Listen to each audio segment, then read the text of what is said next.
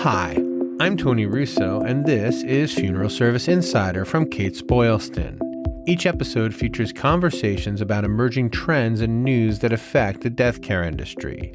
We talk to people who understand the delicate balance of change in a profession and vocation steeped in tradition. This week, I'm speaking with Patricia Quigley, who is named the American Funeral Director magazine Funeral Director of the Year. And she was such a pleasure to talk to. We had a great conversation about ritual and family and making an extra effort to just do the right thing. I think you'll really enjoy it. As always, please hang around after the credits for the postmortem.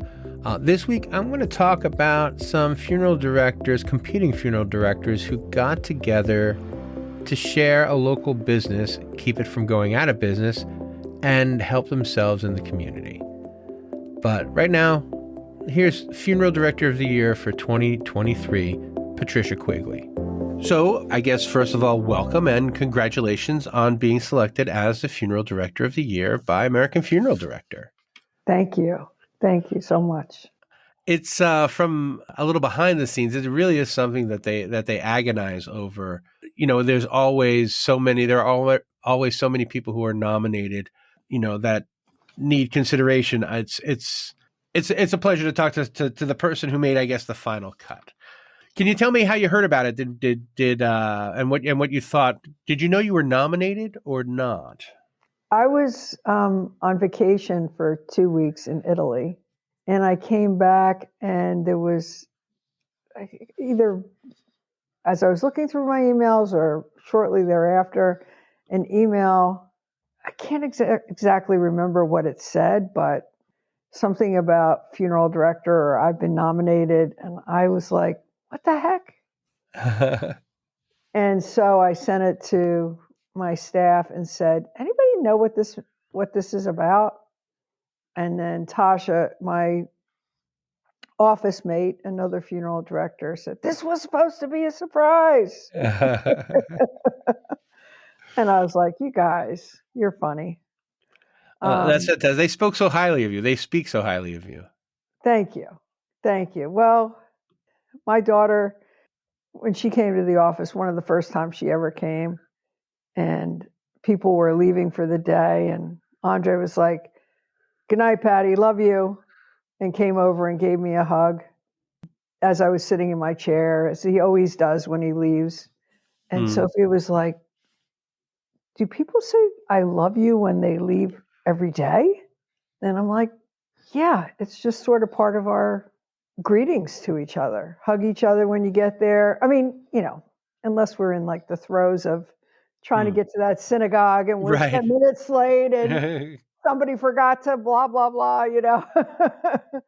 But mostly it's like a family where you do those hellos and goodbyes like you do with your family. Well, and that's interesting because we come from a similar background. It's increasingly rare that I get to speak with someone from an Italian family with more kids than I was. I am the oldest of 6. You are the oldest of 8. Yes. Yeah. Yes. So that's at least 25% more crushing responsibility every night that you don't even know you have. It's funny. And so tell me about how do you think that your growing up influenced the culture that you kind of gravitated to and helped build at the funeral home now? You know, being the oldest, I was put in charge a lot, and my parents traveled a lot. They were, you might not recognize the name, but I don't know how old you are, but they were very involved in the marriage encounter movement. Did you ever hear of marriage encounter? I did. I am 53. Okay. So they gave these weekends all over the country and then the world. And so, and that was a Catholic. Was that a Catholic church thing, or am I making that up in my head? No, it was, and then it spun off into all different faiths. So there was the Jewish one, and there was, well, I just know about the Jewish one. I don't know about other faiths, but I remember taking our kids to camp, and they went to a Jewish camp. And like there was a couple there. I think one of them was the nurse, and the other guy was like, the adult on the scene. Uh-huh. And he came out on the porch, and he had a notebook, and it had the marriage encounter symbol on it. And I was like, oh my God, you must know about, marriage encounter. And he knew my parents and blah, Oh, blah, wow. blah. Yeah. But anyway, so we got left a lot with other couples, right? Mhm. And just because we were a big family, there was always a lot of processes. Like there was a laundry process, there was a sandwich making process, Right. there was a chores process. There was, not that it was that regimented, but there was a lot of things that kept the order, which, Mhm. I think was really important, especially to my mom. She did not work outside the home, and my dad, he was a developer and a builder, and so he left really early in the mornings. And I mean, he was there every night for dinner. But I Right. think that kind of like being in charge and keeping the logistics going was something that I saw and I learned, especially being the oldest.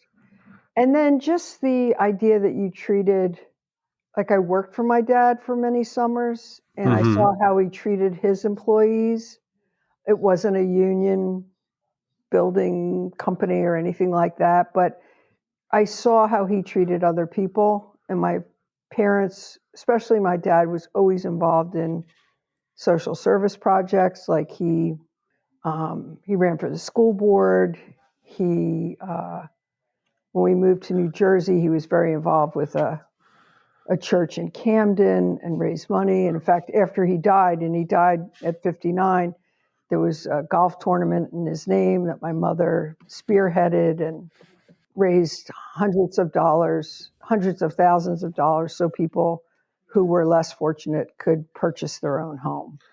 So I really feel like I grew up knowing it was important to, I'm not saying the people I work with are less fortunate, but our clients who are in a time of need certainly deserve to be and should be treated with respect and dignity and care. And I think growing up in a big family that was very positive, it wasn't like we had our dysfunction, don't get me wrong, but Right. No. um, it was very loving. It was very loving. Well, one of the things that I'd like to add and see if it rings a bell with you is eventually, as you get older, as the oldest, you're like, if we took care of this without fighting, it would just be easier. I know. I know. I was just talking to a friend this morning about the war in Israel Mhm. and Palestine. And I was like, we are in the 2023. Why are we still having wars? I don't understand this. Like when we could be just talking and It's so much working things easier. out. Yeah. Absolutely. So I know that's a bit off topic, but That that's okay. yeah. You took a kind of circuitous route into funeral service. Talk about how you decided to make the change. I have a note here that I'm gonna read, which is unfortunate because I didn't have my glasses on. It says, "It's you in the story. You said something about like you felt you had more to give, Mm. and so I'm sorry. So people who haven't read the story yet, you bounced around a little bit for a couple decades before you got into funeral service. So talk about kind of that time before getting into funeral service and think about that more to give feeling and kind of see if you Hmm. can get at that for me, us. Well, I just had a sense that I would be good at working with people where I knew it was a really hard time. Like I don't have a fear of walking into a room and like talking to people even though they've had a difficult moment. And I think that that is a fearful time for a lot of people. I know my kids Yeah. When I say, oh, you should go to the Shiva, or you should call so and so, their mother just died, like a close friend or something. What should I say? I'm like, the words will come and you don't have to worry about that. The point is that you reached out, not what you're going to say. Hmm. And I don't have, for some odd reason, that fear. And I also love, and I love this about my own business. So I had a real estate business for many years. I loved connecting people with other people. So Yeah. I get a thrill out of that. In fact, I think one of the greatest, and I tell my clients this, one of my greatest prides is connecting you with the right facilitator or the right clergy person. Once you've let me know a little bit about your person who has died and your family. Mm-hmm. If I can, I wonder how much that has to do with for you saying, I know for a fact I can be useful here. And Mm, if I can be useful, I ought to. mm, I think so. I mean, I should. One of the things I loved, and I don't know if I probably got this growing up Catholic too, and from my parents, like there was an obligation to help other people. And in Judaism, after I converted, I really got this too. Like you show up at a Shiva, not because you know the person, but because it's the right thing to do and you happen to live around the corner and we need so many people to, Right. like it's that obligation to do the right thing. I feel this obligation to walk towards as opposed to shy away from difficult moments. And I find that people are so appreciative. Because I think because they're getting something that they need, which is Mm-hmm. great, but also for a stranger, for someone who didn't have to care Mm-hmm. can really just, I know it makes me feel good if someone's Mm-hmm. like, hey, let me help you out of the blue for no good reason. I'm like, really? I forgot people did that. That's awesome.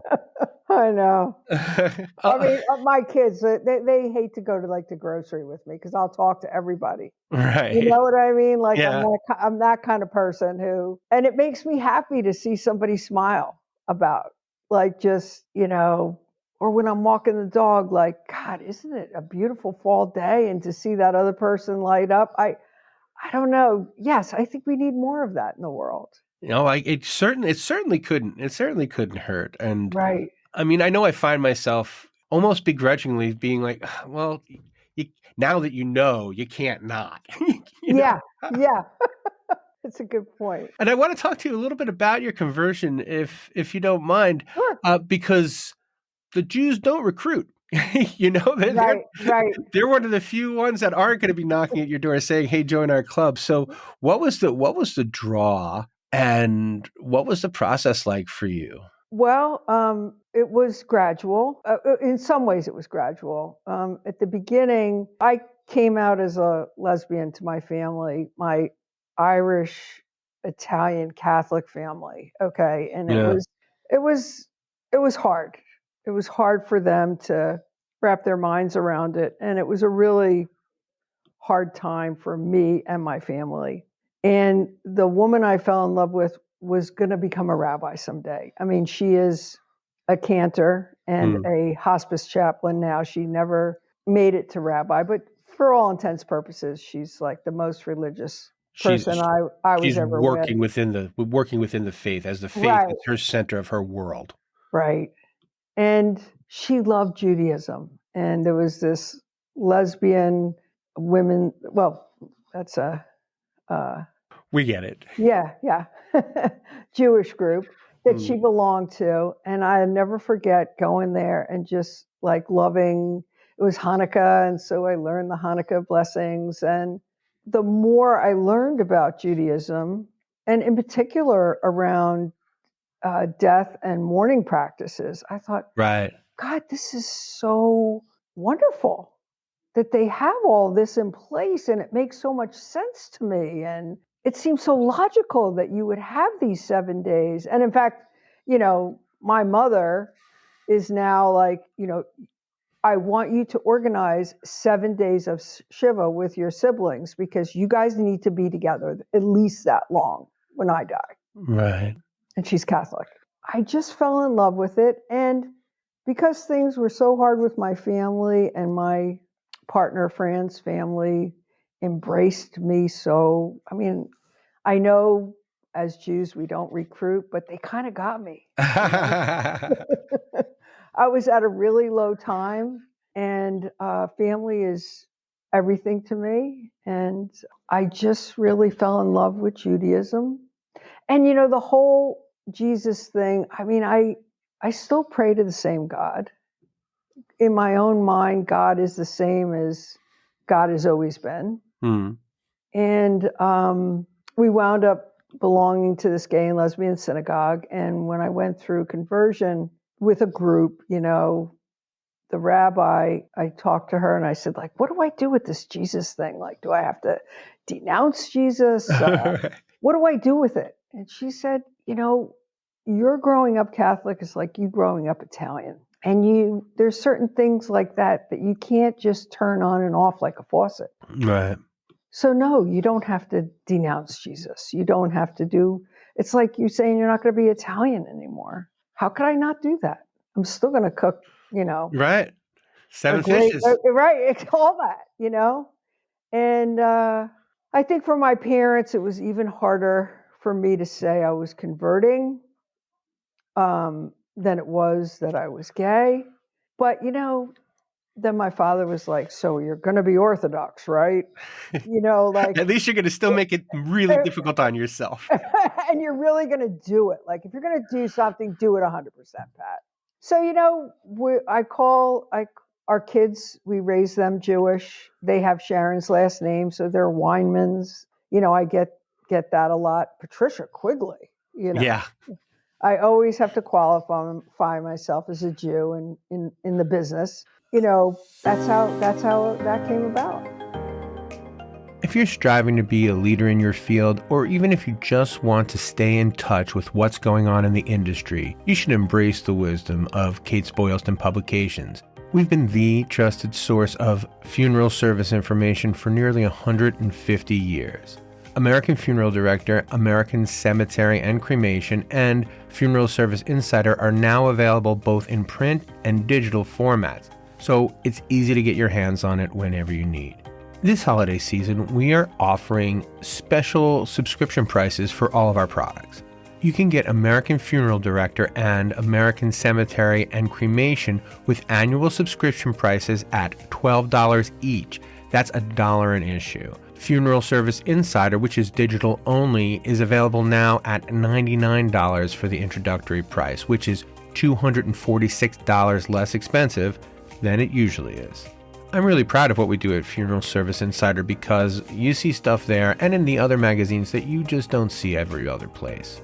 Our goal is to be useful, and we want to inform and entertain, and we want to do that in every issue and work hard to make that happen. So don't miss this chance to elevate your expertise. Click on the special link offer in the show notes of this podcast to embark on your journey to success today. Our publications are essential tools for those who want to lead in this ever-evolving industry. Kates-Boylston Publications, where the past, present, and future of funeral service come together. Subscribe now, because in our world, knowledge truly is power. Stay informed, stay ahead. Well, one of the things that really interested me in this was you talking about how doing the washing, the ritual washing of the body.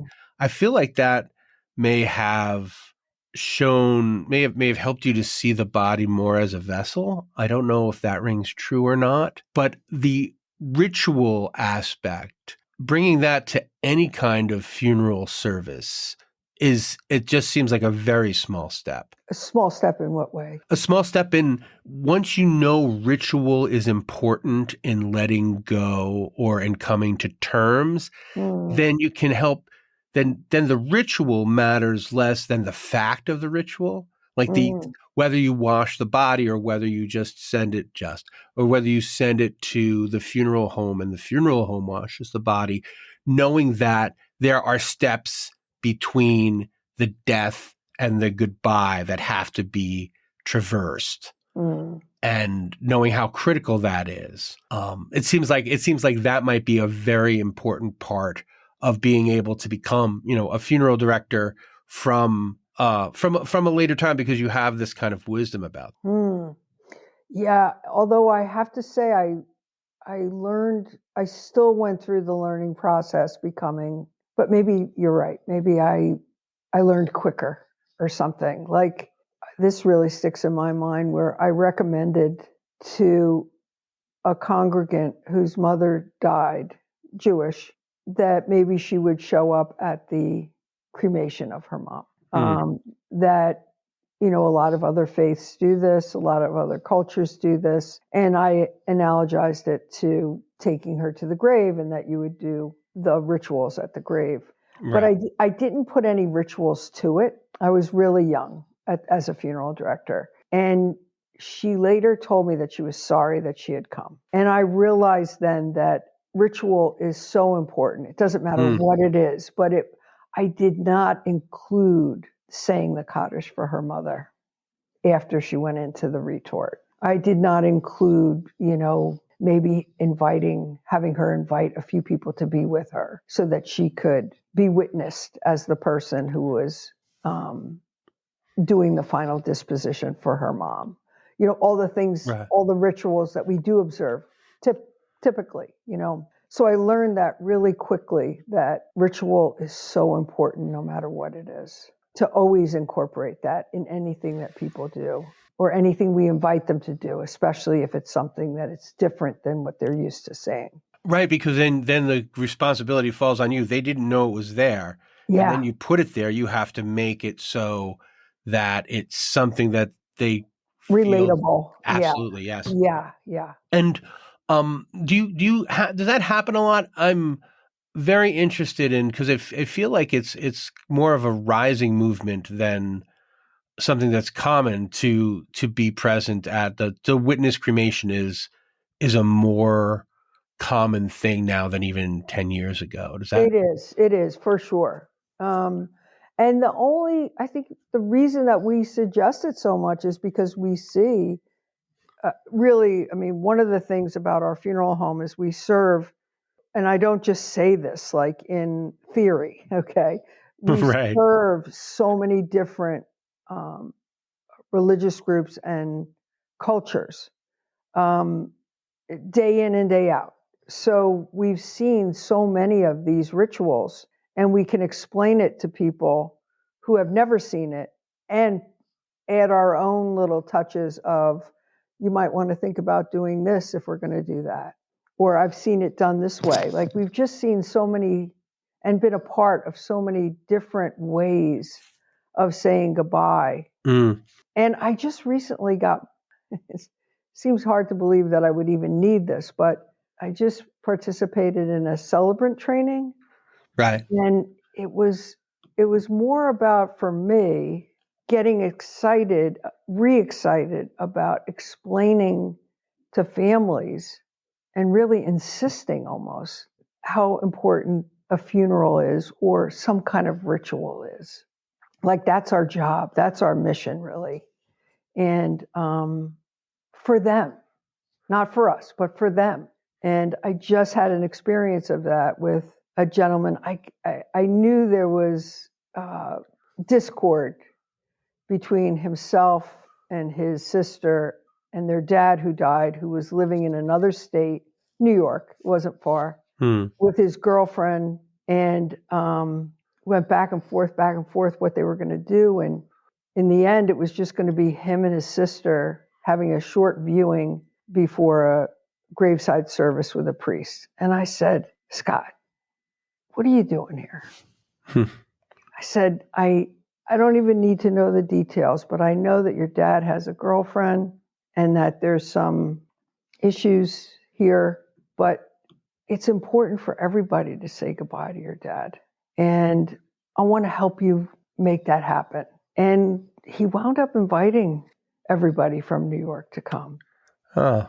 And he was so appreciative. I when he came to drop off his dad's clothes, I said, I'm so proud of you.